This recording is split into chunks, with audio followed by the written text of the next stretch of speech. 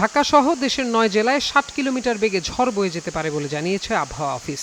একই সঙ্গে বৃষ্টি বা বজ্রবৃষ্টিরও আশঙ্কা রয়েছে। মঙ্গলবার দুপুর 1টা পর্যন্ত দেশের অভ্যন্তরীণ নদী বন্দরগুলোর জন্য আবহাওয়া অধিদপ্তরের দেয়া সতর্কবার্তায় এ তথ্য জানানো হয়। এতে বলা হয়েছে, ঢাকা, ফরিদপুর, মাদারীপুর, বরিশাল, কুমিল্লা, নোয়াখালী, চট্টগ্রাম, কক্সবাজার এবং সিলেট জেলার উপর দিয়ে পশ্চিম অথবা উত্তর পশ্চিম দিক থেকে ঘন্টায় 45 থেকে 60 কিলোমিটার বেগে অস্থায়ীভাবে দমকা অথবা ঝোড়ো হাওয়া বয়ে যেতে পারে।